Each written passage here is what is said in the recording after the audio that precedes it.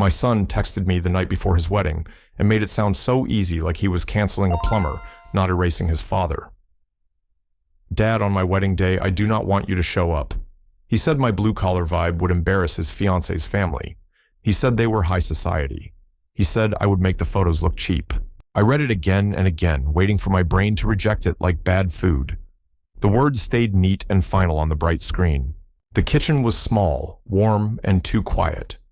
Rain ticked the window. The refrigerator hummed. A clock on the wall counted seconds like it had something to prove.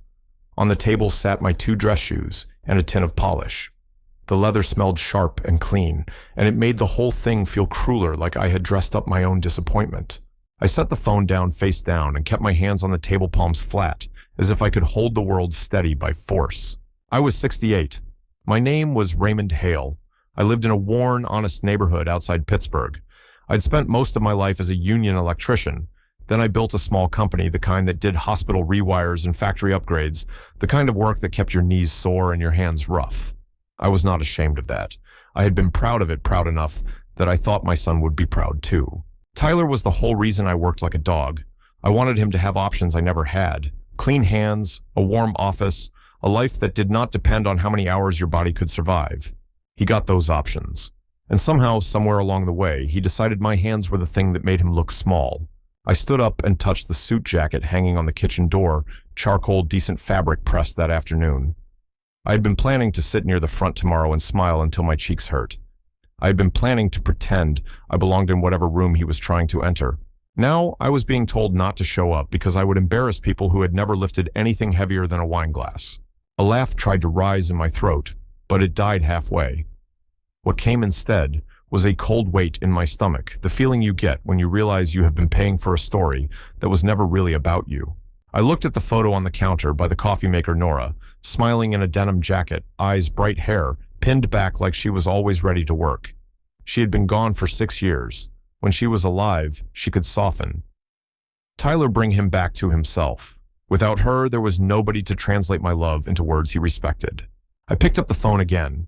Tyler's message was still there. No follow-up, no apology, no, I love you, Dad. Just a clean order. For a few seconds, I thought about calling him anyway. I imagined myself saying, "Son, what the hell is this?" I imagined him sighing like I was being difficult. I imagined the fiancée Olivia listening nearby and rolling her eyes. Then a simpler truth landed hard and calm. If I had to beg my own son to want me at his wedding, I had already lost. Dignity is what you keep when you have nothing else to bargain with. I carried that thought to the living room desk and opened my laptop. People see my truck and my work shirts and assume I am one bad month away from panic. Tyler assumed it too. He talked to me like I was an old man living on a pension, grateful for scraps of attention. The truth was, I had spent decades learning systems, permits, contracts, payroll, banks, the boring machinery that runs the world. I did not chase status, but I understood control. Tyler had learned the opposite. He learned that if you look confident enough, someone else will pick up the bill. A couple of years after college, he had fallen into a mess. Credit cards, late notices, a car loan that ate him alive. He came to me with shame in his eyes, and I did what fathers do when they are still trying to be heroes. I cleaned it up. The bank insisted on safeguards. If my name was going to stabilize his accounts, my name had to sit on the permissions too. I became the authorized supervisor on certain profiles, a requirement on paper, a nuisance in practice. I hated it then. I told myself it was temporary. It never was. The dashboard loaded, my accounts, linked profiles, authorization panels.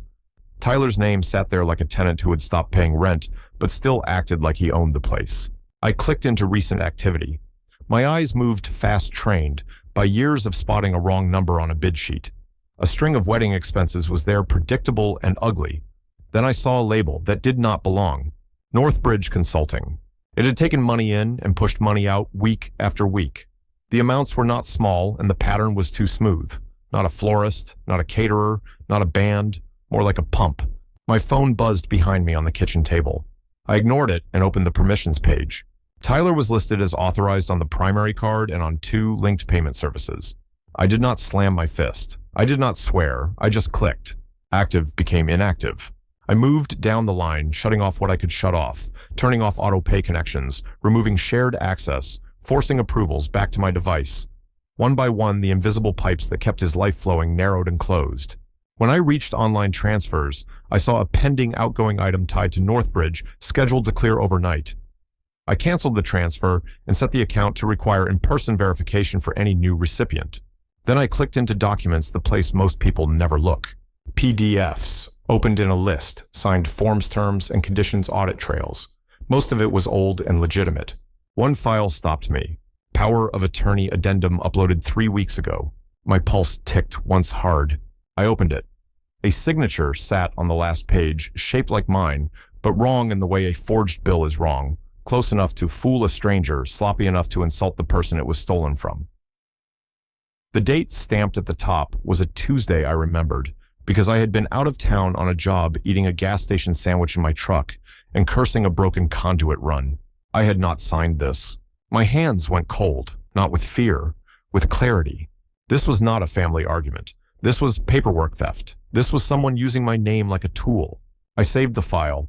I downloaded the audit trail. I took screenshots of the metadata and emailed them to myself with a subject line that said, "For attorney." My phone buzzed again. I walked back into the kitchen and picked it up.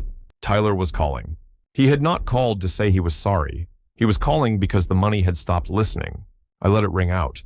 A text followed almost immediately. Dead answer. Something is wrong. The card is getting declined. Declined. He wrote it like it was a tragedy. I stared at the message, and something in me settled. Not satisfaction, not hatred, just the end of a long habit. The habit of rescuing him before he even learned he was falling. I went back to the laptop and opened the bank's fraud reporting portal. I filled out the form in plain language, suspected unauthorized document, possible identity misuse request immediate review. I attached the addendum and the audit trail. I hit submit. A confirmation number appeared. I copied it into a note and saved it. Then I closed the laptop halfway, not all the way, like I was leaving a door cracked for whatever came next. I returned to the shoes on the table. One was polished, the other was still dull. I finished the second shoe in slow circles, the way my father taught me do the work right, even when you are angry, especially when you are angry. My phone lit up again, but this time it was not Tyler. Unknown number, a city area code. It rang long enough to make my skin prickle. I watched it stop and flip into voicemail. Before I could set the phone down, a bank alert flashed across the screen. Possible suspicious activity detected. Please contact us immediately. I stared at that alert until the words felt carved into my eyes. I thought about Tyler waking up tomorrow with a wedding timetable and no money moving behind it. I thought about Olivia's family, the high society people discovering that confidence does not swipe like a credit card.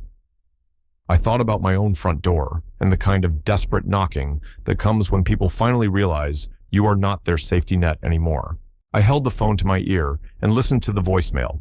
A man's voice, tight and professional, said he was calling about a payment issue and needed immediate confirmation.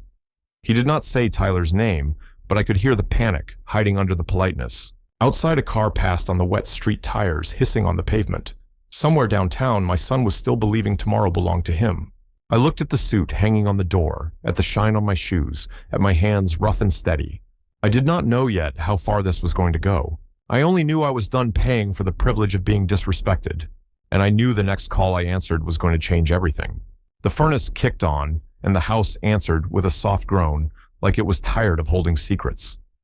I had left my phone face down on the counter all night, but the message still sat behind my eyes, bright as a welding arc. Sleep came in scraps. I washed my hands at the sink, slow, methodical. The words working class kept echoing the insult my own boy had used like a rag to wipe me off his life. The water ran clear, but my fingers still smelled faintly of sawdust and oil. I did not hate that smell. I hated the way Tyler tried to turn it into shame. Coffee first, then decisions. I poured it black and watched the steam curl up into the kitchen light. Outside, my street looked peaceful sprinklers, ticking birds fussing in the hedge. Peace is just a costume. My name was Raymond Hale, 68 years old, and I had spent decades running crews and solving problems before sunrise. People thought I was retired now, a widower in a modest house outside Raleigh. They saw flannel and rough hands and assumed they knew my whole story. Tyler had made the same mistake. I carried my mug to the small desk by the living room window and opened my laptop. The screen glowed blue, clean, and patient. This was not a weapon. It was a lever. I signed into my banking and stared at the list of accounts. Tyler thought I lived on a pension and stubborn pride. He thought the card I gave him was a gift, not a privilege. In his mind, I was a faucet, and he was entitled to the water. The transaction history told the truth I had been avoiding. A boutique hotel weekend disguised as work. A jewelry store charge labeled client dinner. A private dining bill big enough to feed a roofing crew for a month. It was always dressed in respectable words, but the pattern was the same, my money turning into someone else's image. Then I found the wedding payments, venue deposits, catering, flowers, transportation. The last transfer was pending the final chunk scheduled to clear by mid-morning, my own funds paying for a room I had been excluded from. I clicked the transfer. I selected cancel. The bank asked for a reason. I typed unauthorized and submitted it without blinking. The confirmation popped up cold and official. The money stayed in my account, and somewhere on Tyler's perfect timeline, a critical support beam disappeared. My coffee had gone lukewarm. I drank it anyway. I opened the credit card page next. Tyler's name sat there under authorized users. I removed him. Then I locked the card, entirely reported it compromised, so there would be no quick phone call and no temporary override. I wanted the decline to be absolute. For a moment, nothing happened. The kitchen was quiet, except for the hum of the refrigerator. Then my phone began to vibrate against the counter's short, angry bursts. I let it buzz. When it stopped, the silence felt cleaner. I did not feel triumphant. I felt steady. Revenge is not always a shout. Sometimes it is a door closing that you cannot argue with. I opened my email and saw a message from my daughter Kayla. She was flying in for the wedding, even though she and Tyler had been at each other's throats for years. Without Linda, holidays had become endurance tests, every Thanksgiving dinner, a slow confrontation, old resentments parading in polite clothes. Kayla wrote that she had a bad feeling. She asked if Tyler had been acting strange. She told me she loved me. I wrote back just as short. I told her to keep her plans flexible. I told her one thing I never thought I would say: if Tyler asks you for money, do not do it. Then I opened a folder I kept buried on my hard drive estate planning trust documents, the ugly practical work Linda and I did after my heart scare. Tyler believed inheritance was a prize. He had joked about the mansion I must be hiding like it was cute. He did not understand that a will is a mirror, and a mirror can show you a stranger. I closed the folder and picked up my phone. More missed calls, more texts. One from Olivia, one from an unknown number that felt like her father's energy. Tyler's latest message said, "Dad, call me, now it is an emergency." Emergency was watching Linda stop breathing. Emergency was not a grown man losing access to the money he used to pretend he had earned. I did not answer. I set the phone down and called the one person who could keep this clean. Sullivan picked up on the second ring. His voice was rough with mourning. "Ray, you all right?" I said I was awake. I said my son had chosen to exclude me from his wedding by text, with insults attached like nails. There was a pause, and then Sullivan exhaled, long and slow. He said, "You want me to talk you off a ledge, or you want me to help you build one?" I looked down at my hands, the scars, the thick knuckles. I said I wanted it clean. He said, "Then, listen. Document everything. Do not trade threats by text. Do not step into a confrontation without witnesses. If anyone forges a signature or uses accounts without permission, that is not family trouble, that is a crime. And if you have to choose between protecting your pride and protecting your future, pick your future." The word crime sitting next to the word son made my stomach clench, but I did not argue. I told Sullivan I would be at his office by noon. He told me to bring screenshots, bank confirmations, and every vendor invoice I had. I said okay and hung up. I walked to the hall closet. My suit bag hung there, the one Linda bought me years ago. I unzipped it and ran my hand along the charcoal fabric. Tyler had called me embarrassing, but he had no idea how much dignity lives in a man who has earned his way through every day. I was not going to show up looking like I was begging to be included. I was going to show up looking like I refused to be erased. I laid the suit on the bed, then opened my notebook of names and numbers. I found the venue contact, not the event manager, but the finance director at the corporate level. The Hartwell Ballroom was part of a hospitality group my holding company had a quiet stake in, buried in layers of paperwork. I never needed to brag about it. Quiet ownership was safer. I called. A receptionist transferred me. The finance director picked up. I said my name and his tone shifted. "Mr. Hale?" I told him there was a dispute and possible fraud tied to Tyler's reservation. I told him any payments and services needed to be paused, pending my direct authorization. He asked if I wanted the event canceled. I stared out the window at my quiet street and thought about karma, how it waits until a person is sure he is untouchable. I said not canceled, frozen. He said he understood and promised written confirmation. I thanked him and ended the call. As I waited for the confirmation email, a memory slid in on me uninvited. Last Christmas, Tyler hosted dinner at his place, twinkle lights and rented elegance. He introduced Olivia like she was the promotion he had been chasing, and introduced me like an old tool he kept out of obligation. Kayla had flown and my brother Dean drove down from Virginia, and the night turned into a contest I never agreed to enter. Tyler kept steering the conversation toward money, toward who had the right last name, toward who belonged at the table. Dean tried to talk to Tyler about the family business, about a warehouse deal I had been quietly closing. Tyler waved him off and said he did not care about old man stuff. Then he looked straight at me and joked that I would not live forever, that sooner or later the inheritance would land where it belonged. The table laughed like it was harmless. Kayla did not laugh. She squeezed my hand under the table. Later that same night, Tyler forgot my birthday. He threw a party for Olivia's mother instead, complete with a cake and a toast. When Kayla reminded him, he shrugged and said we could do it another time. I drove home alone in the dark, feeling that familiar injustice. That was the moment I started preparing for the tables to turn, even if I did not know the day would be a wedding. Olivia's father bragged about knowing a judge, about having lawyers on speed dial, like the law was a jacket you could put on when convenient. I listened, and I remembered. My phone buzzed again, longer now, like the panic on the other end had grown teeth. I read Tyler's newest message. "Dad, please call me back. You are destroying everything." Tyler thought everything was a wedding, a photo, a performance. He did not know what everything really was. I typed one reply and only one. I said I am available in person at Sullivan's office at noon. Then I powered the phone off again. No more buzzing, no more bargaining.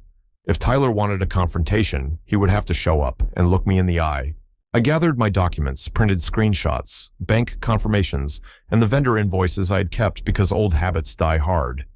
I sat at the kitchen table and waited, listening to the quiet, knowing the first knock was coming and the next phase was about to begin. The parking lot outside Sullivan's office sat half empty under a pale sun, and my truck looked plain among the polished SUVs, which suited me. I carried my folder tight against my ribs, like it could keep my heart from doing anything foolish. Sullivan met me at the door. He was broad-shouldered, gray at the temples, the kind of man who had spent decades cleaning up messes that started as little lies. He shook my hand once and walked me down the hall without wasting breath. His conference room smelled like coffee and toner. 2 legal pads waited on the table, his laptop already open. He nodded to the chair across from him. "Sit, Ray. Calm wins," he said. "Not gentle, calm." I slid my folder to him, screenshots, confirmations, invoices, the cancellation notice from the bank. My hands stayed steady, but my jaw ached from holding myself together. He scanned fast, verifying, not discovering. He stopped at the printed text message from Tyler and exhaled through his nose. "Tell me the timeline," he said. Short. So I did. The message, the insult, the pending wire, the cancellation, the card lock, the call to Hartwell's finance director, the single text I sent Tyler about meeting here at noon. Sullivan tapped his pen once. "Now the part you need to hear. This is no longer just family drama. There are indicators of fraud." He turned the laptop toward me and opened an email chain. "This came in this morning from Hartwell's corporate finance team," he said, "before you called them." My throat tightened. Before I called them meant Tyler had been trying to get ahead of me. Sullivan pointed to an attachment, a request for expedited release on wedding services, with my surname typed under it and a scanned signature that looked like a shaky imitation. Under it was a letter on clean letterhead using my company name and logo. "That's not mine," I said. "I know," he replied. "That's why we're sitting here and not yelling in a driveway." He clicked again. Another draft, a bridge loan application tied to Northbridge Consulting with me, listed as personal guarantor. My eyes stuck on the word guarantor like it was a nail. Sullivan watched my face. "You heard that term before." "At Christmas," I said. "Her father used it like it was normal." Sullivan leaned back. "They tried to float the wedding when you pulled the wire. If this had gone through, you'd be the one responsible." The old instinct rose in me: fix it quietly, pay it, keep peace. That instinct had built my life. It had also built Tyler's entitlement. "So, what do we do?" I asked. Sullivan's voice stayed even. "We document. We notify the right parties. And if the evidence supports it, we involve law enforcement. You don't have to like it. You just have to be clear. A knock came at the door. The receptionist's head appeared. Mr. Hale, your son is here, and he's not alone. Sullivan met my eyes. You want him in? I nodded. In. Tyler walked in, first coat, tailored hair, perfect the look of a man who believed consequences were for other people. Behind him came Olivia and her father, Whitman Carlyle, the same smooth face I remembered from holiday photos, too much confidence packed into one smile. Tyler ignored Sullivan and locked onto me. Dad, what the hell is wrong with you? Sullivan stood. Sit down, Tyler, this is a legal office. Tyler stayed standing. You can't cancel everything the day before. Do you realize what you're doing to me? I kept my voice low. I realized what you did to me first. Olivia sat without being invited and crossed her legs. Whitman stayed upright, surveying the room like he was deciding whether it deserved him. Tyler leaned forward. I told you it was complicated. Olivia's family has expectations. You always make everything about you. About me, I repeated. You told me not to show up. You told me I would embarrass you. Tyler's mouth tightened. I was trying to protect you. You don't belong in that crowd. They judge. I stared at him. You didn't want me seen. Whitman finally spoke, smooth as glass. Raymond, let's be rational. Weddings are emotional. People say things. There is no need for scorched earth. Restore the funds and we can manage optics. You'll be seated properly. Everyone wins. Seated properly, like I was a stain that needed careful placement. Tyler nodded fast. Yes. Dad, fix the transfer. Turn the card back on. We'll make it right after. I asked, did you authorize anyone to sign my name today? Tyler blinked. What? Did you authorize anyone? I repeated. Olivia's eyes flicked sideways. Whitman's smile held, but the corners tightened. Tyler stammered, that's not what this is about. Vendors needed reassurance. We were going to fix it when you stopped being stubborn. Sullivan slid a printed page across the table. Tyler, your name is on a request containing a forged signature of Raymond Hale. That is a felony in this state. Tyler's face drained, then flushed. Nobody forged anything. It was paperwork. We were under pressure. Whitman sat as if the word felony was an inconvenience. This can be handled privately, he said. A civil arrangement. Sullivan's voice went cold. It stops being civil when a signature is forged. Whitman looked at me. Raymond, you built a fine life. Don't throw it away on pride. If you keep pressing, your company will be dragged into it. Your name will be in the paper, and your son will never forgive you. Sullivan cut in. Threatening my client in my office is a poor choice. Whitman lifted a hand, innocent, not a threat. A fact. I looked at Tyler. Did you know they tried to put me on a loan? Tyler swallowed and glanced at Whitman. It was temporary, Dad. Just a bridge. Everyone does it. It would get paid back after the gifts came in. So the wedding was a fundraiser for your debt, I said. Tyler's eyes went wet. You don't understand how it works. In our world, relationships solve things. In my world, I said relationships mean you don't steal from the people who love you. Olivia laughed short and sharp. You're acting like a victim. You're bitter because you can't stand being irrelevant. I kept my voice calm. You've mistaken quiet for irrelevant. Tyler's shoulders rose with anger. You're going to ruin my life because of one text. One text, I said, and one forged signature, and one attempt to make me responsible for your lie. Whitman leaned in, his voice dropping. If you keep going, Raymond, you will lose your son. You will lose your future grandkids. You will die alone in that little house. The words landed, designed to hook the soft part of me that still wanted Tyler safe. My chest tightened. Then I heard Linda in my memory, steady as a hammer tap, do not buy, love Ray. I met Tyler's eyes. If keeping you requires me to be your victim, then I'm not keeping you. For a second, Tyler looked like he might explode. Whitman stood and guided him toward the door hand on Tyler's shoulder like a leash. Olivia paused at the threshold and smiled, all teeth. Tomorrow, she said, you're going to regret this. They left. The door clicked shut. The room went still, and my heartbeat sounded too loud in my ears. Sullivan exhaled. All right, he said. Now we move. Turn your phone on. We need the next message. I powered it up. Notifications stacked fast, missed calls, angry texts, but one alert sat on top like a flare. Bank security alert. New account access attempt blocked. The location was not Raleigh. It was New York. Sullivan leaned closer, eyes sharp. That he said softly is your next problem. And I knew someone had just tried again to reach through distance and take what they believed I owed them. Sullivan didn't let me sit in the shock. He grabbed his phone and called the bank's fraud line, identifying himself as my attorney. He spoke in short sentences.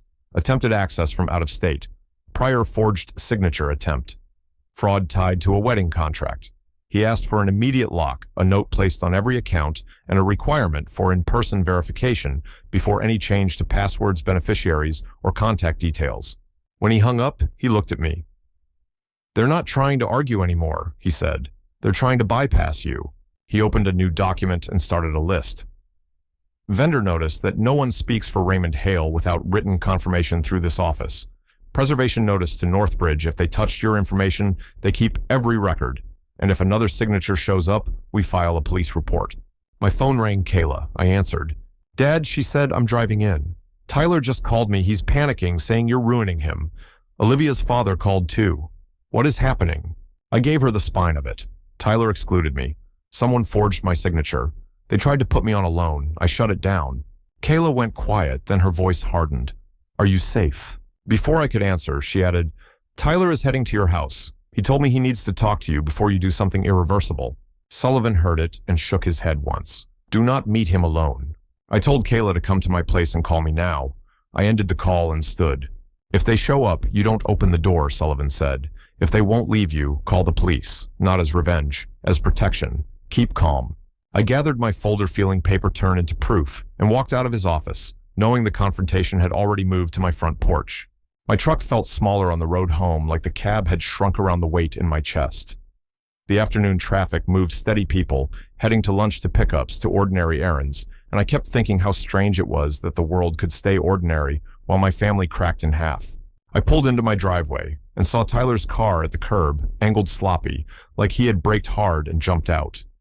The sight of it made something hot rise behind my ribs, not rage, more like a deep old disappointment that had finally found its voice. My front porch light was on even though it was broad daylight. The screen door was shut, but the main door handle looked scuffed, like someone had tried it too many times in a hurry. I sat there a second, with both hands on the wheel, breathing slow, and listened to Sullivan's words in my head: "Do not meet him alone." I did not open my door right away. I called Kayla. She answered on the first ring, wind and road noise behind her. "Dad, I'm 10 minutes out. He's still there." I told her I was home. I told her to come straight here and park in the driveway, not the street. She said, "Do not open the door." I said I wouldn't, and I meant it. I ended the call and stepped out of my truck. The air smelled like cut grass and warm asphalt. Somewhere down the block, a dog barked like it was announcing trouble. Tyler's voice came from my porch, sharp and frantic. "Dad, open the door. I know you're in there." I walked up my driveway slow, not creeping, not hiding. I wanted him to see me moving at my pace. I stopped at the base of the porch steps, close enough to hear him breathing. Tyler stood there in a fitted jacket, hair still perfect, like he thought presentation could cover panic. Olivia was with him, phone in her hand, tapping, tapping, tapping. Whitman was not there, which told me this was not negotiation. This was pressure. Tyler's eyes locked onto mine like a drowning man finding a rope. "Thank God," he said. "You have to fix this. You have to call the bank and tell them there was a mistake." I looked at the door behind them. It stayed closed. My home stayed mine. I said, "You can speak from there." Tyler flinched like I had slapped him. "From where?" "Dad, don't do this. We're family." Olivia snorted and muttered something under her breath, then spoke louder. "This is ridiculous. We do not have time for your little control game." I kept my eyes on my son. "You forgave yourself the moment you sent that text," I said. "Now you want me to save you from what you started." Tyler stepped down one stair, hands spread like he was trying to calm a wild animal. "I didn't mean it the way it sounded. Olivia's family is intense. They were going to judge you, Dad. I was trying to keep you from getting hurt." I felt my mouth tighten. "You did not protect me. You protected your image." Olivia rolled her eyes so hard I could almost hear it. "Your image is exactly the problem," she said. "You are stuck in some blue-collar revenge fantasy. This is a wedding. This is our future. Our future." She said it like my job was to finance it. Tyler's voice cracked. "The venue is threatening to cancel. The florist is holding the arrangements. The band wants their final payment. Olivia's parents are losing their minds, and I can't even access my accounts, Dad. I can't even get into my email. Everything is locked. You did that." I nodded once, yes. His face twisted. "Why would you do this to me?" I said, "Because you did it to yourself, and because someone tried to put my name on a loan." Tyler froze.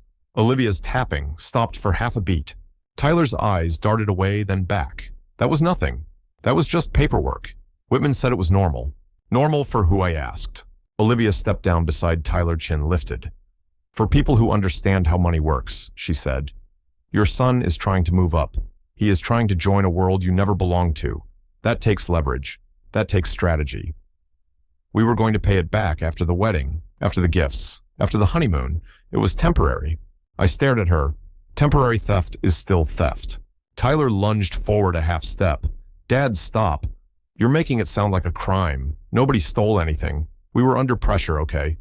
I panicked. I didn't know what else to do. You knew what else to do, I said. You could have called me and talked to me like a man. Tyler swallowed hard. He looked smaller for a second, and I saw a flash of the kid who used to hold the flashlight for me in the garage. Then the flash went away, and his shoulders hardened. He said, I did call you. You shut your phone off. You wouldn't answer. You left me stranded. I let the words hang there because they were the whole sickness in one sentence. He saw me as service. Olivia stepped closer, voice sharpening. Open the door, Raymond. Let us in. We need to talk inside. No, I said. Her lips pressed tight. Excuse me. I said no. You are not coming into my home. Tyler's voice went rough. Dad, what is wrong with you? You're acting like we're strangers. I felt my own voice drop low, steady.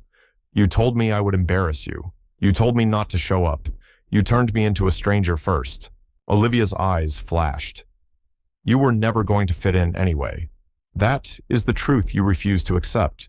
You are a contractor who got lucky, and you think that makes you important. Tyler deserves better. The words hit a nerve I did not know was still exposed. Not because she insulted me, I'd heard worse from men on job sites. It hit because Tyler did not correct her. He stood there and let her talk like my life was a stain. I looked at him. Is that what you believe? Tyler's jaw worked. Dad, please. Not like this. Not today. Can we just fix the immediate problem and deal with feelings later? Feelings later. He wanted the money now, and the respect, never. I heard tires on gravel behind me and turned. Kayla's car pulled into the driveway and she climbed out before the engine even stopped. She looked tired, determined hair, pulled back eyes, already taking in the scene like she was reading a danger map. Tyler spun toward her, relief and anger mixing. Kayla, tell him he's lost it. Kayla didn't look at Olivia. She walked straight to my side, close enough that I could feel her shoulder brush mine. She said, I saw the emails, Tyler. Sullivan forwarded me what he could. Someone forged Dad's signature. Tyler's face tightened. That was not me. Kayla's voice stayed flat. It was tied to your wedding, to your request, to your accounts. If you didn't do it, you let someone do it. Olivia scoffed. Your sister doesn't understand the stakes. Kayla finally looked at her, slow and cold. I understand stakes, she said. I also understand boundaries. You don't get to threaten my father in his own yard. Tyler's eyes went wild. Nobody threatened him. Kayla nodded toward my door. The handle is scratched. How did that happen, Tyler? Tyler hesitated just long enough to tell the truth without saying it. I felt my stomach drop. You tried my door, I said. Tyler threw his hands up. I knocked. I tried the handle. I needed to talk to you. Kayla snapped. You were told not to meet him alone. You were told to wait. Tyler turned on her. Oh, shut up, Kayla. You always take his side. You always act like I'm the problem. Kayla didn't flinch. You are the problem, she said. You've been the problem since Mom died, and you decided Dad's grief was an inconvenience. Tyler's face twisted, and for a second, I thought he might say something unforgivable, something that could never be undone. He caught himself and aimed at me instead. Dad, he said, voice lowering. Listen, I will apologize. I'll do whatever. Just fix it. You can punish me later. You can lecture me later. But if you don't reverse this right now, I'm going to be humiliated in front of everyone. Olivia's parents will destroy me. They will destroy us. I stared at him. Your humiliation started when you chose to be ashamed of me. Olivia stepped forward, angry now, less polished. This is not about you, she snapped. This is about Tyler's future, about our family, about our social standing. Do you understand what it means if this falls apart? Do you understand what my parents will do to me? Kayla gave a short, humorless laugh. Maybe you should have thought about that before you treated my father like hired help. Olivia's cheeks flushed. Your father is controlling. He wants to own you. He wants to keep Tyler under his boot. I said I did own things, Olivia. I owned my responsibility. I owned the checks. I owned the risk, and I'm done owning your lies. Tyler's voice broke. Dad, I love you. The words might have mattered if they were not timed like a vending machine button press. I said, "Love is not a password." Tyler's face hardened. "Fine. If you won't fix it, then I'm going to fix it myself." He turned and walked down the steps past me toward my truck. Kayla grabbed my arm. "Dad." Tyler reached the truck, yanked the passenger door handle, and realized it was locked. He tried the driver's side. Locked. He slapped the window like the glass owed him. "What are you doing, Tyler?" I said. He spun, eyes blazing. "You have the documents. You have the folder. You have whatever you took to Sullivan. Give it to me. Give me the passwords. Give me the codes. If you won't help me, I'll help myself." Kayla stepped forward. "You're acting insane." Tyler barked a laugh. "You think I care? I'm not letting some old man's tantrum destroy my life." Old man's tantrum. He said it like my dignity was a childish phase. I felt something in me go quiet and solid. I reached into my pocket and held up my phone. "I am calling the police," I said. Olivia's eyes went wide. "Don't you dare." Tyler froze like the word police had slapped him awake. "Dad, no. Come on, don't do that. Not like this. Not in public." Kayla's voice was steady. "He already made it public, Tyler. He tried to put Dad's name on a loan." Tyler's gaze flicked to Olivia, and I saw something shift. Fear, suspicion, betrayal. His world was turning on him, and he did not know where to plant his feet. Olivia snapped, "Put the phone away. This is family. You cannot bring cops into a family issue." I said, "You brought crime into it, and you brought it to my front door." I did not dial right away. I gave Tyler one last chance to show he was still my son, somewhere under the suit and the hunger. I said, "Step off my property. Now." Tyler stood there, breathing hard, fists clenched. For a moment, he looked like he might charge at me like he had in Sullivan's parking lot in my imagination. Then he looked at Kayla at my phone at the closed door behind me. His shoulders sagged. He looked at me like he hated me. Then he looked at me like he needed me. He could not decide which was stronger. Olivia made the choice for him. She grabbed his sleeve. "Forget him," she said. "We don't need him. We'll call my father. We'll do it without him." Tyler pulled his arm free rough. "Stop. Just stop." They argued in low, angry bursts, and I watched thinking about how quickly love turned into leverage in their mouths. Olivia hissed about my stubbornness, about my embarrassment, about my working-class stink. Tyler hissed back about pressure, about loans, about how she promised him this would work.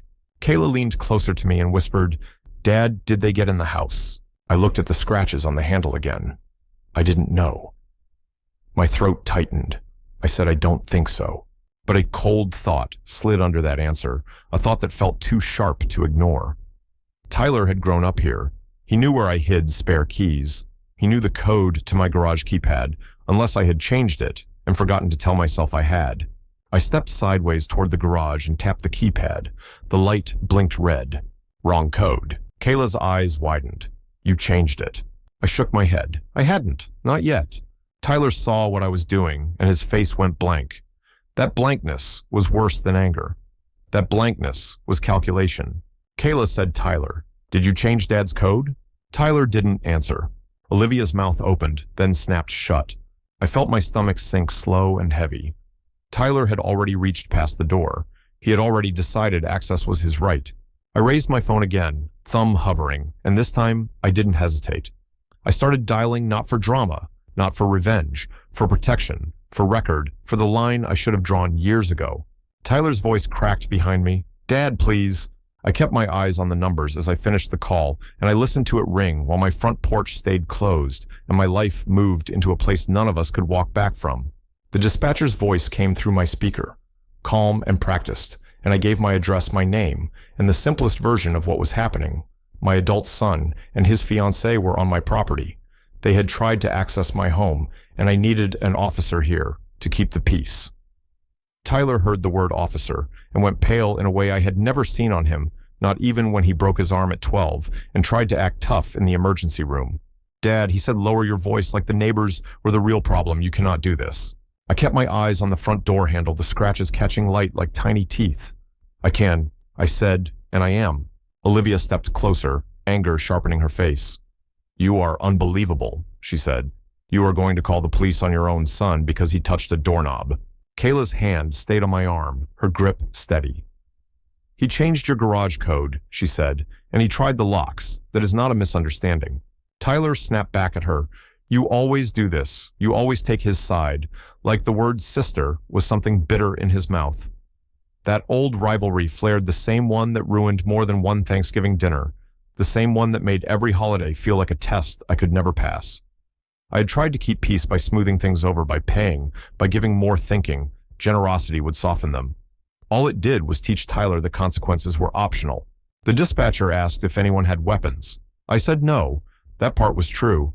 The real danger was entitlement, and it was standing on my porch in a tailored jacket. I told Tyler one more time, step off my property, and I meant it, like a boundary, not a threat. He hesitated, then looked past me at my house like he was calculating angles. His eyes flicked toward the side gate that led to my backyard, toward the garage door he could not open anymore, and something in me hardened. I knew that look. I had seen it on subcontractors who thought they could talk their way out of bad work right before they tried to sneak off the site with tools that were not theirs. Olivia leaned into him, whispering fast, and Tyler's jaw clenched. Then he did something that shocked me. He stepped down off the porch and walked toward the street like he was leaving, but he did it too smooth, too controlled, like a man trying to regain dignity instead of a man accepting fault. Kayla watched him and shook her head once. "He is not done," she murmured. Tyler stopped at the curb and turned back. "Dad," he said, "last chance. Fix the accounts. I will let you come tomorrow. We will put you in the front row. You can do your little father of the groom act. You can even give a speech. Just stop this." The offer landed like an insult wrapped in paper. I was not a guest. I was a prop he could move into place if it served him. I said, "You do not get to buy back respect with a seat." Olivia's face twisted. "Fine," she said. "Then enjoy dying alone, Raymond. Enjoy your little revenge fantasy. When Tyler is gone, when you have no grandkids, remember this moment." Tyler flinched at the word grandkids, like it pricked him, but he did not correct her. He just stared at me, eyes wet, jaw set, and then he climbed into his car. Olivia got in beside him. The tires chirped as they pulled away, leaving a smear of sound in the quiet neighborhood. The silence after they left was not peace. It was the pause before impact. A patrol car arrived within minutes, lights off but presence loud, and two officers stepped out, one older, one younger. The older officer introduced himself, asked for my ID, asked Kayla for hers, and asked what happened. I showed him the scratches.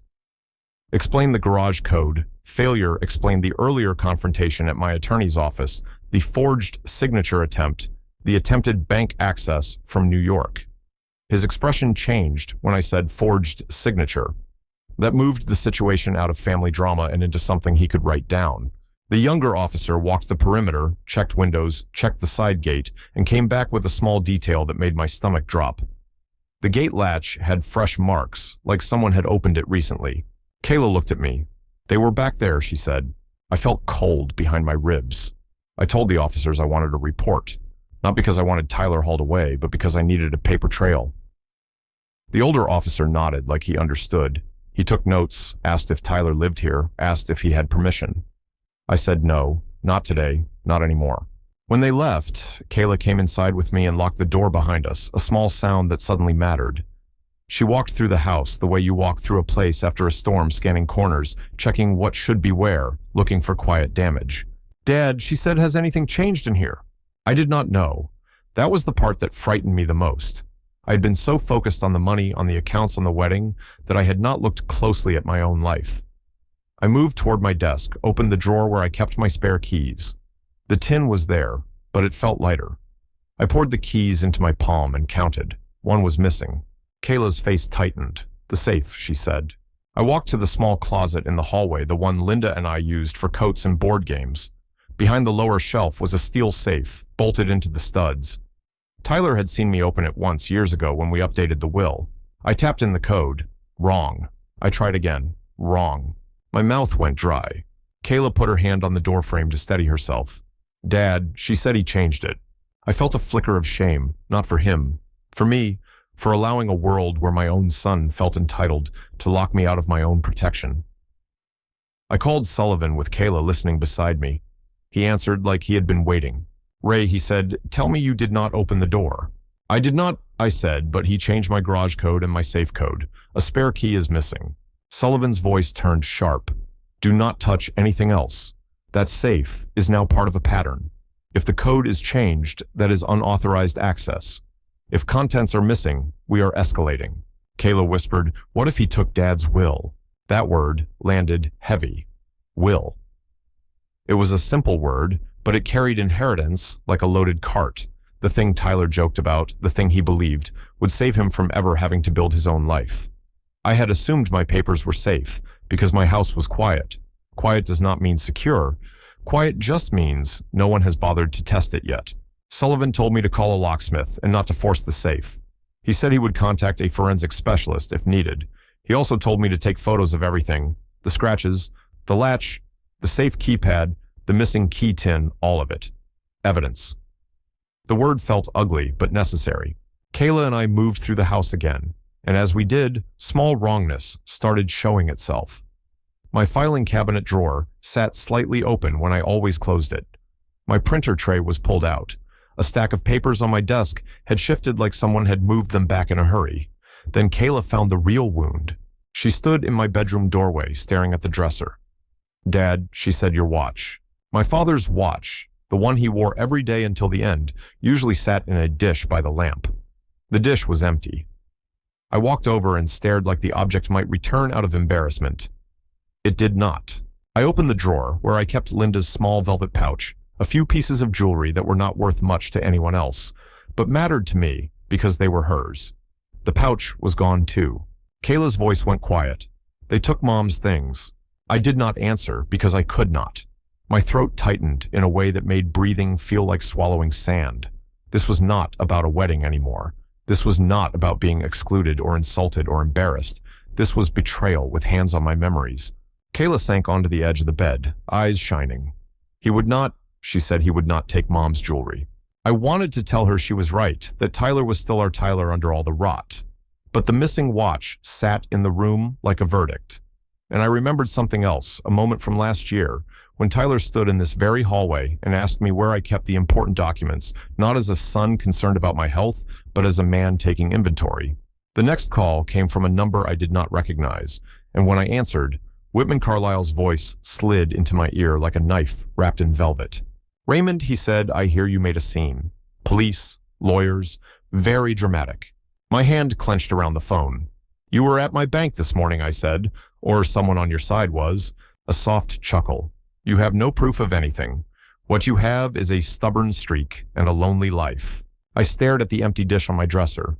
"Proof is a funny thing," I said. "It shows up when people get greedy." Whitman sighed like he was bored of me. "Reverse the locks," he said. "Open the accounts. Put Tyler back where he belongs. Or you will regret how this ends." Kayla leaned close enough to hear her face hardening. "I said you are not speaking to me like you own me, not today." Whitman's tone shifted colder. "Tyler is your son. You cannot destroy him and expect peace."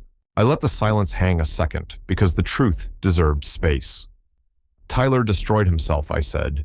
"You just helped him do it faster." Whitman's breath came out sharp. Then he said one line that made my blood turn to ice. "Check your safe, Raymond," he said. "You might find it empty." The call ended. Kayla stared at me. "Dad." I looked at the safe closet door, like it had turned into a mouth, holding secrets. My hands started to shake, not from fear of Whitman, but from the realization that Tyler did not come to my house to talk. He came to take. Sullivan called back before I could dial him like he sensed the shift. "Ray," he said, "you need to tell me right now what is missing." I told him about the watch, the pouch, the safe code, the key. There was a long pause, and then his voice dropped into something firm and final. "Ray," he said, "this is now theft, and if the will or trust documents are taken, that is tampering. We are going to the courthouse first thing in the morning for emergency orders, and tonight you do not stay alone." Kayla put her hand on my shoulder. "You are not alone," she said. I nodded once, but my eyes stayed on that closet door on the safe that no longer answered to me, and on the quiet house that suddenly felt like it had been invaded, not by strangers, but by the people who knew exactly where to reach to hurt me. Morning came too fast, like the night had barely settled, before it was yanked away again.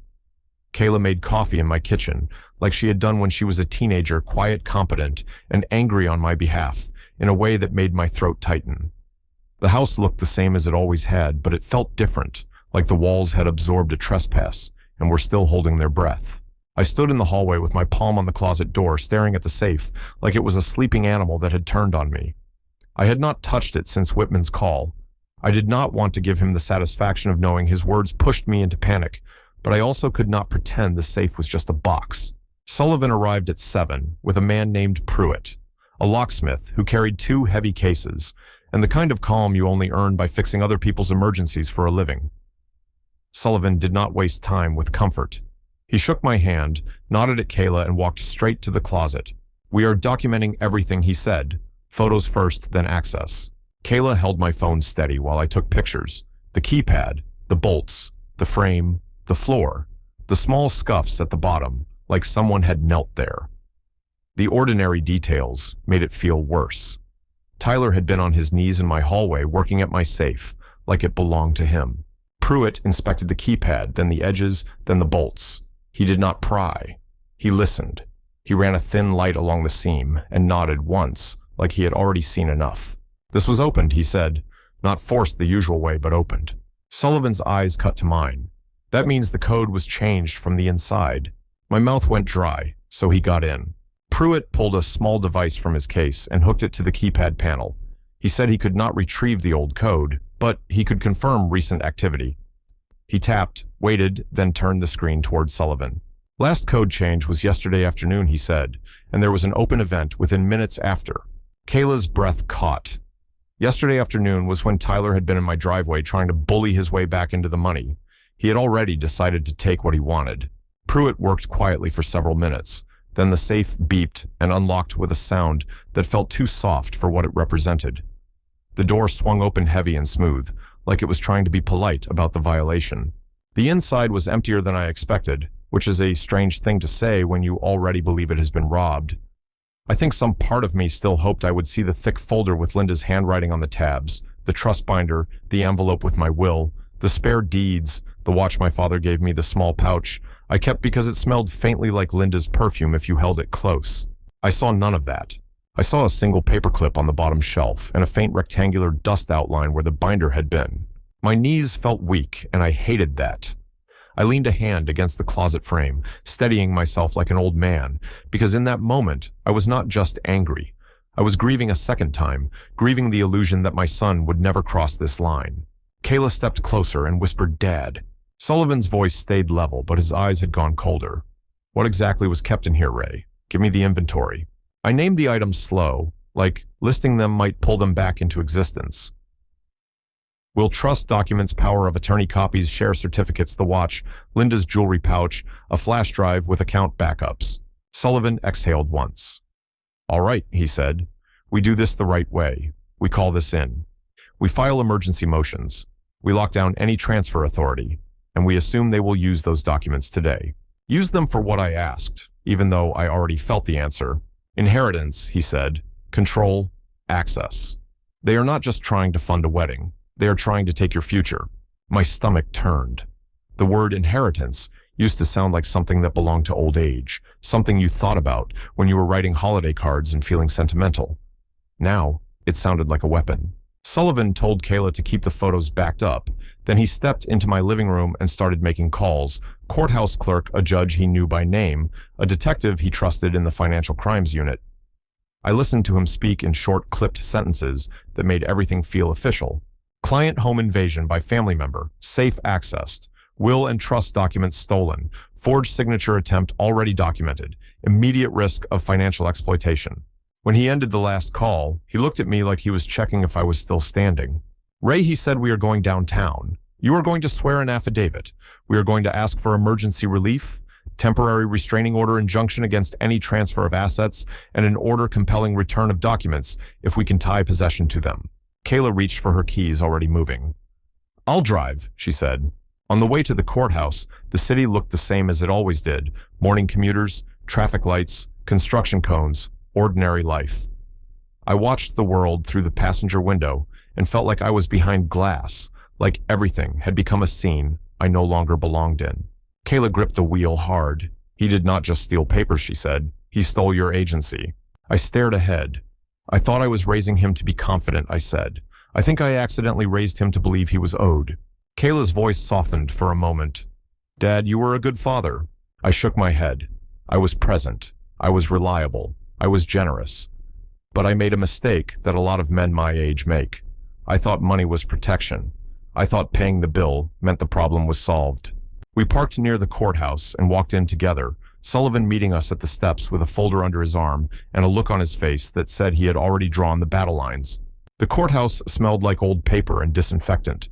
People sat on benches with the same tense expressions, couples whispering, men in work boots, women clutching purses, everyone waiting for their turn to have a stranger in a robe decide something about their lives. Sullivan guided us into a small side room.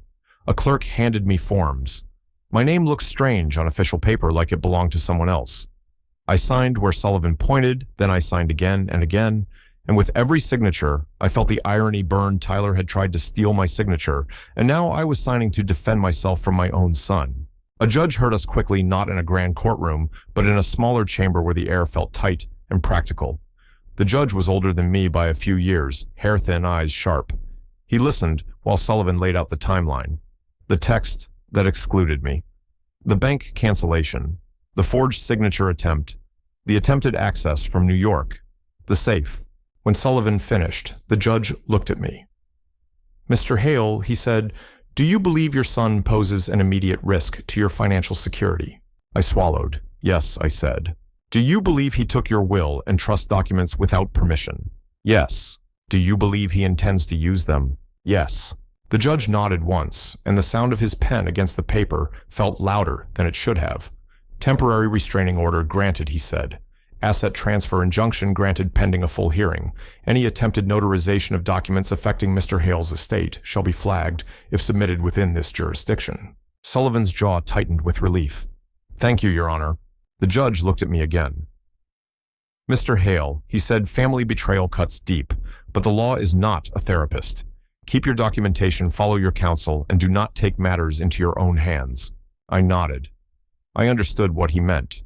He was warning me not to turn this into a revenge story, but it already was. I just planned to let the rules do the damage clean and undeniable. Outside the chamber, Sullivan pulled out his phone and started sending copies of the orders to the bank, to my corporate counsel, to the registered agent for my holding company. He moved fast the way you move when you know the other side is also moving. Kayla's phone buzzed and she looked at the screen, then at me. "Tyler is calling," she said. I did not answer. I could not hear his voice right then without snapping. My silence would be my discipline. Sullivan touched my elbow. "We need to do one more thing today," he said. "We need to protect your company." My company had been in the background of my mind like a sturdy house you assume will always stand. Now I saw it as another door Tyler would try to kick in. Sullivan drove us across town to my office. Not the glossy front that clients saw, but the back side where the real work lived. Files, contracts, the quiet machinery of ownership. My operations manager, Denise, met us at the door. She was in her late 50s, hair pulled back, eyes that missed nothing. She looked at me and did not ask small talk questions. She just asked the right one. "What did he try to take?" she said. "Everything," I replied. Denise led us into a conference room and pulled up the company access logs on her laptop. She had already heard something, you could tell by the way her fingers moved, purposeful, prepared. "We got an alert last night," she said. "Someone tried to reset your administrative credentials, twice. Then they tried to add a new authorized signer on the payroll account." Sullivan leaned in. "From where?" Denise clicked. IP traced back to a hotel near the airport. Kayla's face tightened. "Olivia's parents flew in yesterday. The pieces slid together ugly and clean. They were not just trying to salvage a wedding.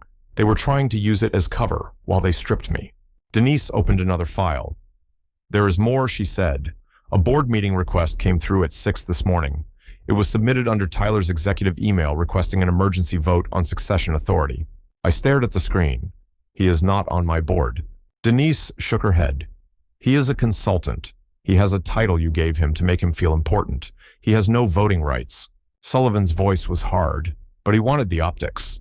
He wanted a paper trail that made it look like a transition. Denise looked at me. "Do you want me to lock Tyler out of every system?" she asked. I hesitated for half a second, not because I doubted it, but because the act of saying yes felt like cutting a final thread. Kayla's voice came quiet. "Dad, he already cut it." I nodded. "Yes," I said. "Lock him out." Denise did it in real time. She clicked, typed, confirmed. Tyler's access went dark across the company network email, shared drives, vendor portals, payroll view, everything. It was a clean closure, no drama, just a door that would not open anymore. Sullivan handed Denise a printed copy of the court orders. "If anyone contacts you claiming authority from Tyler Hale, you forward it to me," he said. "If anyone tries to submit documents, you refuse and you document." Denise nodded, understood. As we left the office, my phone vibrated again. A new message, not from Tyler, from an unknown number. It read, "You can lock doors, but you cannot lock blood." Kayla read it over my shoulder, and her face went pale. "That is Whitman," she said. Sullivan took my phone gently and forwarded the message to a contact labeled Detective Marsh. Then he looked at me like he was measuring whether I would hold steady. "They are escalating," he said, "which means we are close to something they cannot afford to lose. The wedding is tomorrow. They are running out of time. People do desperate things when the clock starts choking them." I felt my chest tighten. Tomorrow. The word landed like a hammer. Tyler's wedding was supposed to be a celebration. Now it was a countdown. Kayla drove us back to my house. The sun was lower, the neighborhood quieter, and the front porch looked normal again, which almost made it worse. A place can look peaceful and still be violated. Sullivan stood in my driveway before leaving hands in his coat pockets, eyes steady. "You stay inside tonight," he said. "You keep your phone on. You do not answer the door. If they show up, you call the police. If they call you, do not engage. Let them spin. Let them panic. We are building a case." I nodded. Sullivan paused, then added something softer. "Ray," he said, "I know you do not want to destroy your son, but sometimes payback is not cruelty. Sometimes it is a boundary with teeth." After he left Kayla and I went back inside and sat at my kitchen table, the same table where I used to sign school permission slips, where Linda used to lay out bills and grocery lists, where I once believed family meant safety. Kayla stared at her coffee and said, "He is going to come back tonight." I did not answer right away. I listened to the quiet hum of the refrigerator, the small sounds of a house that still functioned, even when your heart did not. I said, "I think he already decided he is not my son when he took those papers." Kayla's eyes filled, but she did not cry. Then she reached across the table and squeezed my hand, and I felt the strength of her grip, the proof that not everything I built had turned to rot. My phone buzzed again. Another message, this time from Tyler's number. "I'm coming over. We are going to settle this face to face. Do not hide behind lawyers. If you love me, you will open the door." I stared at the screen until the letters blurred. Love was being used like a crowbar. Outside, somewhere down the street, an engine idled for a little too long, and the sound made the hairs on my arms lift, as if my body recognized danger before my mind could name it. The engine sound stayed out there like a threat that refused to announce itself, a low, steady idle that did not belong to a neighbor coming home from work. I stood by the front window with the curtain barely moved, watching the street through a thin slice of glass, my phone in my hand, Tyler's message still glowing on the screen like a dare. Kayla stood behind me, quiet listening. She had locked every deadbolt twice, then checked them again, the way you do when your instincts are screaming, but you refuse to look scared. "I did not hide behind lawyers," I muttered. "I hid behind locks because my own son had turned my will into a weapon." The engine cut off. The silence that followed was worse because it meant someone had stepped out and was moving. A shadow crossed the porch light, and then the first knock hit the door. Not polite, not patient. A hard, flat sound, like a fist meeting wood with resentment behind it. "Dad," Tyler called through the door. "Open up." Kayla's eyes flashed. "Do not answer," she whispered. I did not answer. I stood with my hand on the counter, steadying myself, breathing slow through my nose. I could feel my pulse in my fingertips. Outside, Tyler knocked again, harder. "Dad, I know you are in there. Stop this." A second voice cut in, higher, sharper. "Olivia, this is insane, Raymond. You cannot just ignore us." I felt my jaw tighten. She kept using my first name like she owned it. Kayla held up her phone. "I'm recording," she said. "Good," I said. "Record everything." Tyler rattled the doorknob, and the sound of it made something cold rise in my chest. It was not fear. It was memory. The earlier scratches, the missing key, the safe, the pattern of him reaching for whatever he wanted. "Tyler," I said through the door, "you are not coming in." There was a pause, like he could not believe the word no still existed in my vocabulary. Then his voice dropped, trying on a calmer tone, the one he used on clients, the one that used to work on me. "Dad," he said, "listen to me. I'm here alone, just me. Open the door. We need to talk like men." Kayla snorted softly. He was lying. I could hear Olivia's breathing on the porch, close enough to the door to fog the glass if she leaned in. I said, "You are not alone, Tyler." Olivia barked a laugh. "Congratulations," she said. "You solved the mystery. Open the door." Tyler's voice went tight. "Dad, I'm trying to give you a chance to fix this. If you don't, you are going to regret it." That sentence, the threat dressed up as love, snapped something inside me into clarity. I said, "You already took what you could. I'm done negotiating with thieves." The porch went silent for a beat. Then Olivia hissed, "Did you really just call us thieves?" I said, "I called you what you are." Tyler slammed his palm against the door. Stop talking like that. You're acting like you hate me." I leaned my forehead against the cool wood for a second, not to soften, but to keep my voice steady. I did not hate him. That was the part that hurt, the part that made this whole family drama feel like a slow amputation. I loved him, and I was still choosing to draw blood with boundaries because he had forced my hand. I said, "You stole my papers, Tyler. My will, my trust. You changed my safe code. You took your mother's jewelry." A sound came from the porch that was not anger. It was surprise. It was the small, involuntary gasp of someone who thought the crime would stay hidden. Tyler's voice went raw. "I did not take Mom's jewelry." Olivia snapped, "Do not talk about that woman." Kayla's shoulders tensed behind me. That woman, she whispered like Mom was trash. Tyler said, "Olivia, shut up." Then he tried again, softer. "Dad, I took the documents, yes. I took them because you were spiraling and Sullivan was putting nonsense in your head. I needed to protect you from making mistakes." "Protect me," I repeated, "by stealing my inheritance paperwork." He exhaled hard. "You know what I mean. You're making emotional decisions. You're trying to get revenge. You're going to blow up my wedding over feelings." I let the word revenge sit there. He thought the only reason a man said no was spite. He could not imagine dignity. I said, "I'm not blowing up your wedding. You did that when you excluded me." Olivia's voice turned syrupy and cruel. "You were excluded because you do not fit," she said. "You embarrass Tyler. You embarrass all of us. You show up and people see exactly what he comes from, and that matters." I closed my eyes. Linda's voice floated up from years ago, telling me to be patient, telling me Tyler was still learning. Linda had believed in his goodness the way some people believe in sunrise. It was always coming, she thought. Just wait. I said, "You don't get to speak about my son like he is your property." Olivia laughed, short and sharp. "He is my fiancé. After tomorrow, he is my husband.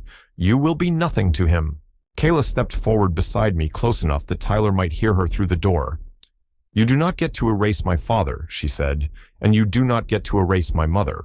There was a shuffle outside the sound of Tyler turning toward Kayla. His voice softened, not with kindness, but with that tired irritation he used when he wanted her to fold. "Kayla," he said, "stay out of this. This is between me and Dad." Kayla answered, "You made it our problem when you broke into his safe." Tyler's breathing got louder. Then I heard something that made my stomach drop, the soft metallic click of a tool hitting the lock. Kayla's eyes widened. "He is trying to pick it." I pulled my phone up and dialed without thinking, fingers steady from training on job sites where you act fast or someone gets hurt. I told the dispatcher my son was attempting forced entry and I had a restraining order. I gave my address again. I asked for immediate response. Outside, Tyler muttered under his breath, and Olivia said, "Hurry up, they're going to call the police." Tyler snapped back, "I know." That was the moment I accepted the truth without excuses. This was not a misunderstanding. This was a confrontation. This was a grown man trying to take what he believed he was owed. I turned to Kayla. "Go upstairs," I said. "Lock your door. Stay on the phone with Sullivan if you can." "I'm not leaving you," she said. "You're not leaving me," I said. "You're keeping yourself safe." "That is not the same thing." She hesitated, then nodded, eyes wet but fierce. She squeezed my shoulder and moved toward the stairs. The lock clicked again. The doorknob rattled. Then a harsh scrape, like someone jamming metal where it didn't belong. I raised my voice through the door, not shouting, just projecting the way I used to over concrete mixers. Tyler stepped back. "Police are on the way." The scraping stopped. Silence. Then Tyler spoke, and his voice had changed. It was calmer, colder. "You called the cops," he said. "I said you left me no choice." Olivia hissed, "You pathetic old man." Tyler did not correct her. He did not defend me. He just said, "Fine. If you want to do this the hard way, we'll do it the hard way." My breath caught. The hard way meant what? A lawsuit, a smear campaign, a physical fight. The truth was, with Whitman in their orbit, anything was possible. A car door slammed out on the street. Another set of footsteps approached the porch, heavier, more confident. A man's voice joined them, smooth, controlled, carrying the kind of authority people borrowed, like a suit. "Mr. Hale," the man said, "this is Whitman Carlyle. I represent your son." My skin went cold. He was here, on my porch, at night, like he owned it. I stepped closer to the door and spoke through it. "You have no business here, Whitman." He chuckled softly. "Business is exactly why I'm here. We can end this now. Open the door and we can have a civil conversation." I said, "You can talk to my lawyer." Whitman sighed like I was exhausting. "Your lawyer is stalling. Your son is getting married tomorrow. The wedding is already bleeding. Money vendors are threatening cancellation, and you are creating an injustice that the court will not look kindly on." The word injustice from his mouth made me almost laugh. He was trying to script the narrative the way Monica had tried at the venue, painting me as unstable, as dangerous as the problem. I said, "You forged my name at my bank." Whitman's voice stayed smooth. "Allegations, no proof." I said, "You told me to check my safe. Now you were on my porch the night after my safe was emptied. That is proof enough for me." A pause. Then Tyler spoke, and his voice shook. "Dad, stop. Just open the door. We can put everything back. We can fix it." I heard desperation underneath the demand. Not remorse, not love. Panic. His wedding day was coming, and the hidden truth was catching up. I said, "You cannot put back what you took. You cannot put back trust." Whitman's tone sharpened. "Mr. Hale, you are under a restraining order. Risk yourself. If you continue this pattern of financial abuse, we will petition for guardianship evaluation." Guardianship. He was threatening to declare me incompetent, to take my control, to take my power the way Tyler had taken my safe. I felt my heart pound, once hard, then settle. The threat didn't scare me as much as it clarified the play. They wanted to paint me as unstable, because a stable man could not be exploited. I said, "Threaten me again, and I will make sure every judge in this county sees your name on a motion tied to a stolen will." Whitman went quiet. Tyler went quiet. Olivia did not.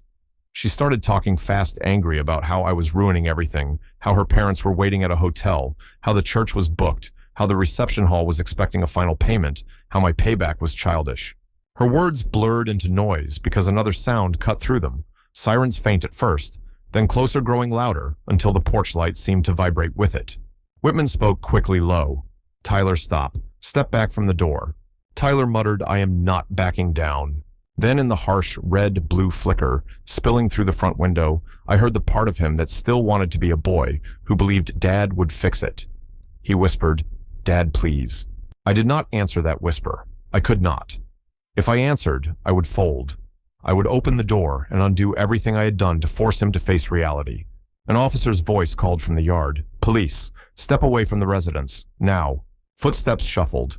Olivia's heels clicked on the porch boards like frantic punctuation. Whitman spoke in that calm, professional tone again, saying this was a civil matter, saying nobody was in danger. The officer repeated himself louder, "Step away from the door." I heard Tyler argue, then I heard the officer say the words that made my breath stop. "Sir, you are in violation of a restraining order and suspected of theft of legal documents. Turn around, hands behind your back." Olivia made a sound like she was choking. Tyler said, "What? What restraining order?" Whitman snapped, "Do not say another word." But Tyler did not listen. He kept talking, voice rising. "This is my father's house. I have a right." The officer said, "You do not have a right to break into a safe and steal a will." Kayla came down the stairs behind me, phone still in her hand, eyes wide. "Dad," she whispered, "they're cuffing him." I moved to the window and looked through the narrow slit again. Under the porch light, Tyler stood with his shoulders tense, hands being guided behind him. His face looked shocked, not like a criminal caught, but like a child finally told no by the world. Olivia lunged toward him, and an officer blocked her.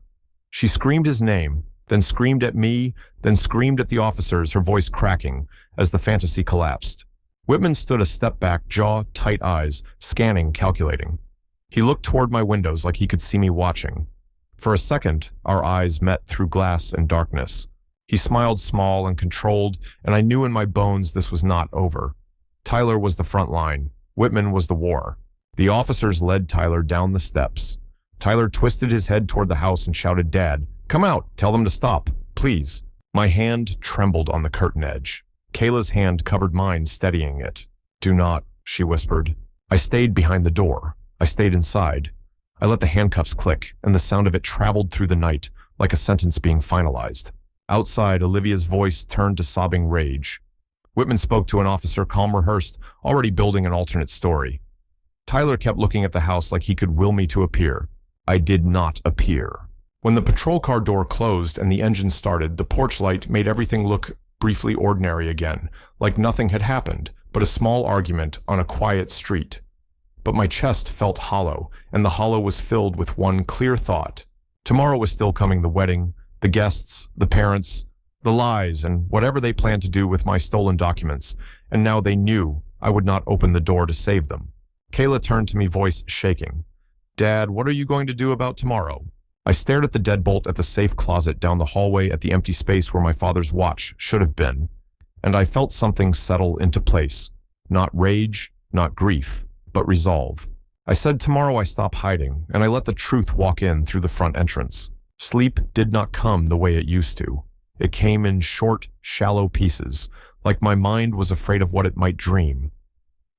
Every time I closed my eyes, I saw Tyler's hands on my doorknob, heard the scrape of metal at my lock, felt the cold panic of a man realizing his own child had decided he was just a resource.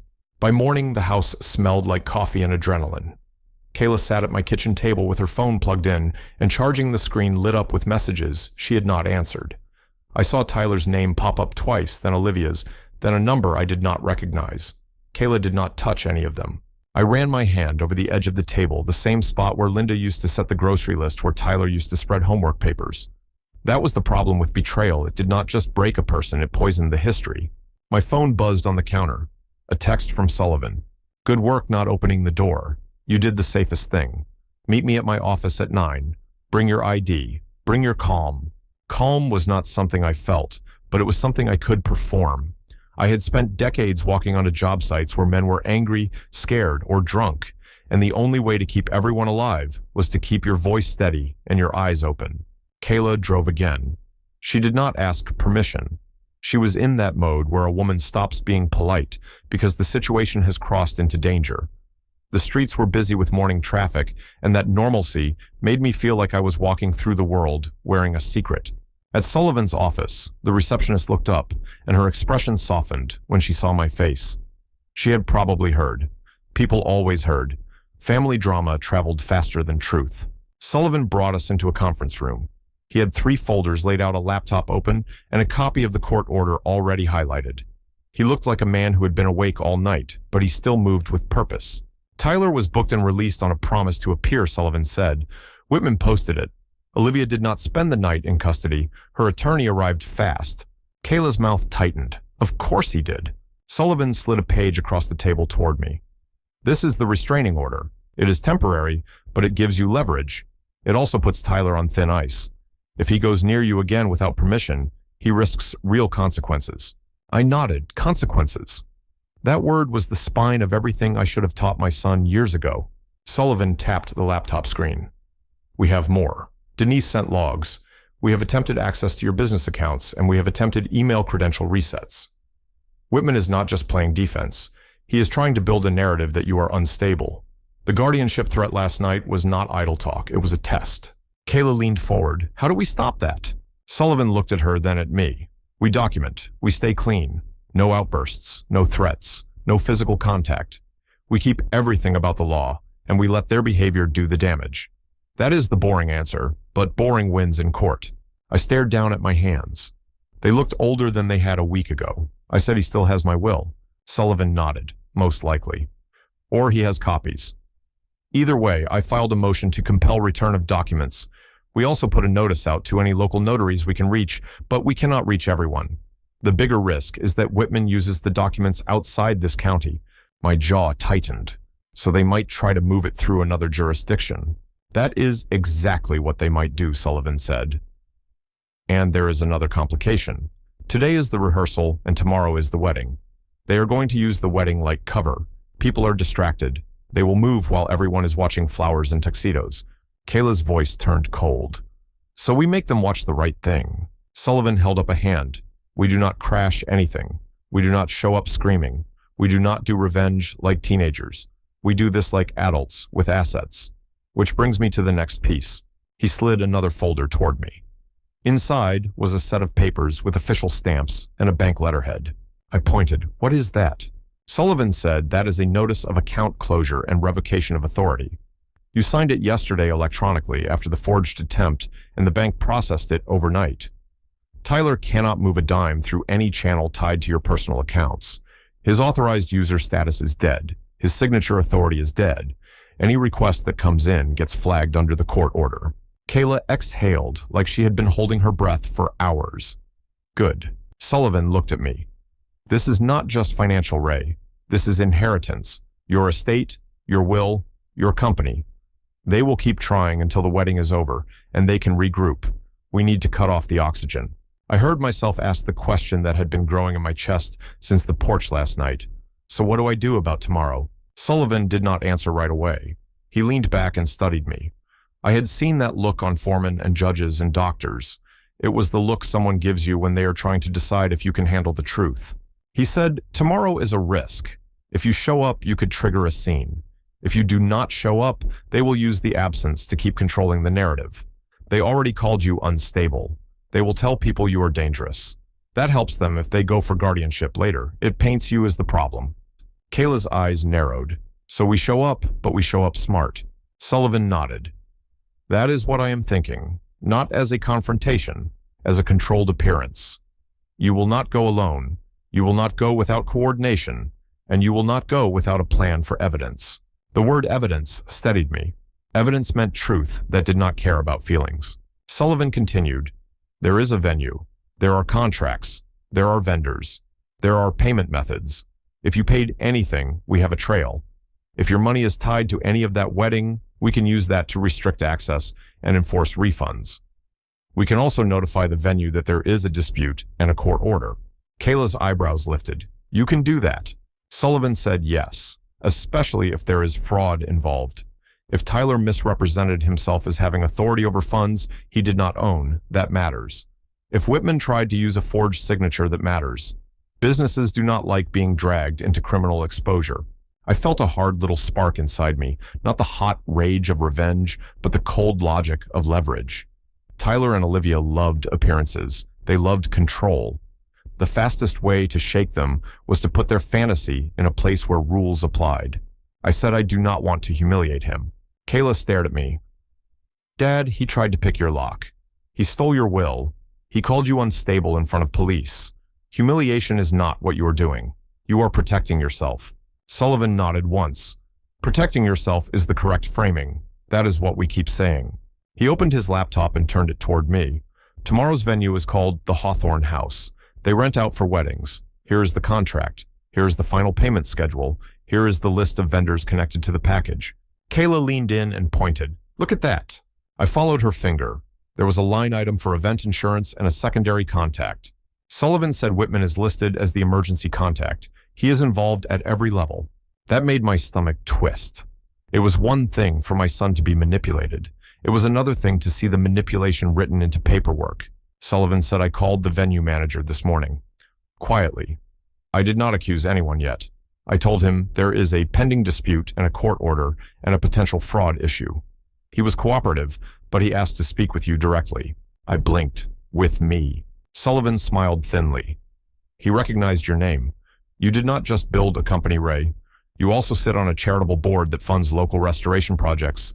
You helped finance the renovation of their ballroom 10 years ago. You do not remember, but they remember. Hidden power, Kayla whispered. I did remember not the ballroom, but the fundraiser dinner, Linda in a black dress, Tyler in a suit that looked too big the way he had rolled his eyes at all the speeches. I remembered thinking he would understand someday that legacy was not just money. It was the way you treated people when nobody was looking. Sullivan dialed and put the call on speaker. The venue manager answered a man named Mark with a polite voice and a tight edge. Mr. Hale, Mark said thank you for taking the call. I said, call me Ray. Mark exhaled. Ray, I am in a difficult position. We have a wedding tomorrow. We have vendors. We have staff. We have guests flying in, parents, relatives, people who have already checked into hotels. We also have a contract signed by your son. But I have now been made aware there is a court order related to account authority, and there is a claim that certain documents may have been taken without consent. Sullivan said, Mark, the claim is not a rumor. It is backed by a police report and an injunction. Mark paused. Yes, that is what I am worried about. I do not want my business dragged into legal action. I also do not want to cancel a wedding without cause and be sued by the couple. I leaned forward. Mark, I am not trying to punish your venue. I am trying to prevent fraud. My son excluded me from his wedding, which is his right, but he also attempted to use my financial identity without my consent, and he took documents from my home. I am willing to do whatever is necessary to keep your business protected and to keep my assets protected. Mark's voice softened a fraction. I appreciate that. Here is what I can do. I can put the contract into review status. I can require certified funds for any balance due. I can also restrict access to any back office areas, and I can notify security to document any disruptive behavior. Sullivan nodded at me, even though Mark could not see it. That is good. Mark added, and Ray, if you intend to be present tomorrow, I need to know. I have heard rumors you were not invited. I felt my throat tighten. Rumors were always kinder than truth. I said I was excluded. That is not your problem. But I may come tomorrow for a brief period quietly with counsel to ensure there are no further attempts at fraud and to protect the venue from being used as a stage for deception. Mark's tone turned careful. If you come, do you intend to confront them? I looked at Kayla. She shook her head slightly, reminding me of the rules. No screaming, no drama. Let them hang themselves on their own behavior. I said I intend to be present. I intend to tell the truth if I am forced to. That is all. Mark let out a slow breath. Then I will have a security supervisor assigned. We will keep a record, and if anything becomes unsafe, we will contact law enforcement. Sullivan said, thank you, Mark. We will send you the order copies and the police report number. When the call ended, the room went quiet for a moment. Kayla stared at me like she was trying to read the boy I used to raise and the man I was becoming all at once. Sullivan spoke first. We have to assume Whitman will respond. He will try to keep you out. He will try to bait you. He will try to make you look unstable. If you show up like stone.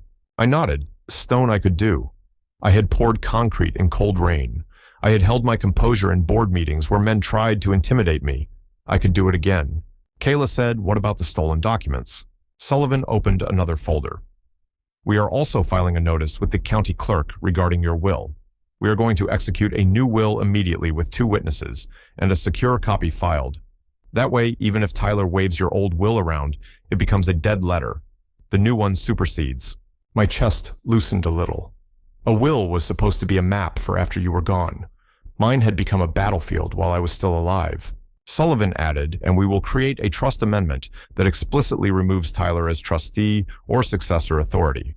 That does not mean you disinherit him entirely. It means he cannot control anything. Control is what he wants. We remove that. Kayla stared down at the table. He's going to lose his mind when he realizes. Sullivan said yes, which is why tomorrow matters. He will try to regain control in front of people. He will perform. And performance makes people sloppy. I felt the weight of tomorrow settle in my chest, heavy but clear. The wedding, the parents, the guests, the lies they would tell about me. The attempt to rewrite the story so they could keep stealing. Sullivan stood and gathered papers. We are not done today. Next stop is a notary. Then we meet with Detective Marsh. Then we go home and you rest. Tomorrow you wear something simple, something that looks like you, not a costume. Kayla smiled without humor. He spent his whole life trying to look like someone else. I stood joint stiff, heart heavy. I said I do not want to be the villain in his story. Sullivan looked at me. Ray, you are already the villain in their story because you stopped paying. The only question now is whether you will be the villain with receipts. We left the office and walked into bright daylight that felt too cheerful for what was happening. In the parking lot, my phone buzzed again, a text from an unknown number. You can still fix this. Come to the rehearsal tonight, bring the documents, bring the money, or we will make sure everyone knows what you really are. Kayla leaned over and read it, then looked up at me. Her voice was quiet, but it shook with anger. They are going to smear you. I stared at the message until the screen dimmed. I did not feel fear. I felt something colder, a certainty that tomorrow was not just a wedding day, it was going to be a courtroom in public. I said, let them talk. Tomorrow they are going to learn the difference between a story and the truth, and I am going to walk in holding the truth like a badge. Morning arrived too bright, like the sky had decided to mock me. I shaved slow, not to look younger, but to keep my hands steady. Kayla made eggs I barely tasted, and Sullivan kept repeating in my head, "Stay calm, stay clean. Let their choices do the damage." We drove to Hawthorne House in my old pickup, the one that still smelled of sawdust and motor oil. Kayla mounted her phone on the dash and hit record. When you are dealing with manipulation, a timestamp is a friend that does not get scared. Sullivan waited in the parking lot, suit-sharp folder under his arm. He handed me a card with 2 numbers, the venue manager and security. "If things turn ugly, you call these first, then you call law enforcement," he said. "Not your mouth, not your pride." Music drifted from inside, soft and cheerful, and it made my stomach twist. A wedding was supposed to be a promise. Mine was about to become a family drama with strangers as witnesses, and I hated that Tyler had forced it.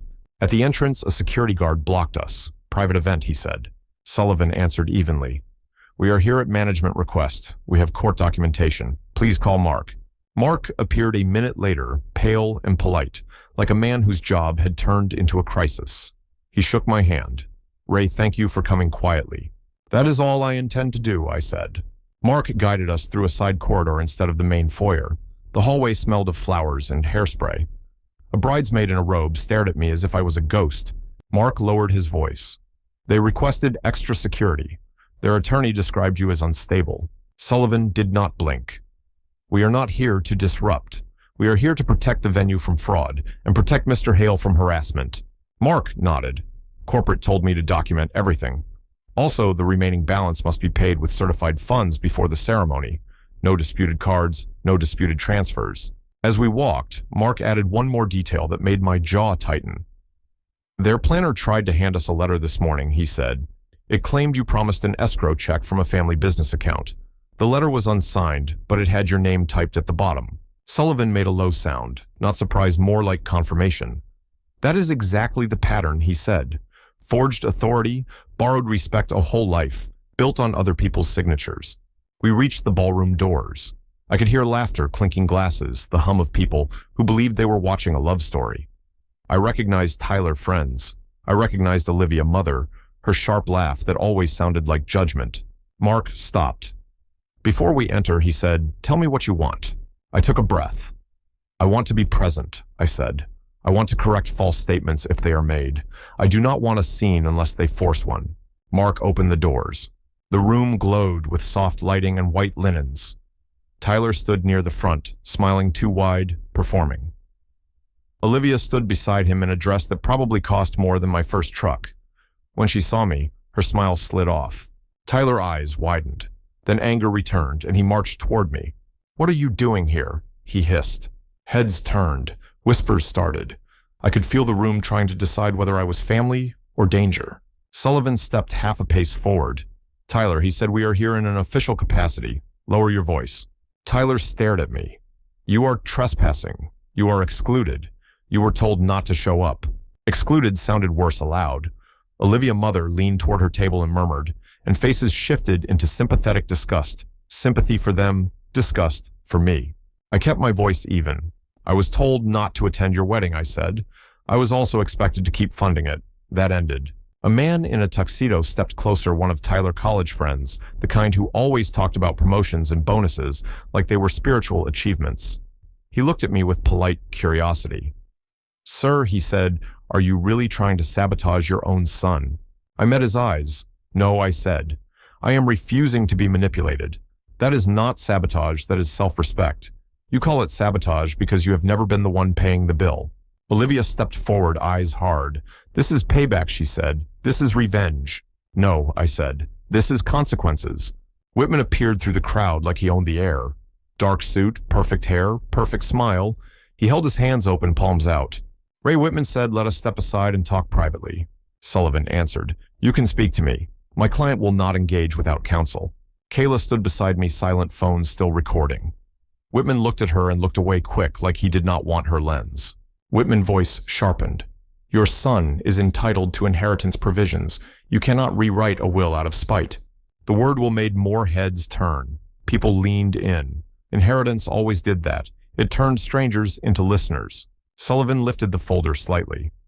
"A new will was executed and filed this morning," he said. "Proper witnesses, proper chain of custody. Any document Tyler holds now is irrelevant and may be evidence."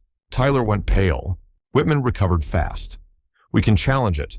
We can petition a judge for capacity review. We can claim undue influence. Sullivan nodded like Whitman was reading a menu. We have medical records, witnesses, and last night police report. Guardianship threats look bad when your client is the one attempting forced entry. Tyler's voice cracked. Dad, stop. This is my wedding. You are ruining it. Tyler. I said I did not ruin your wedding.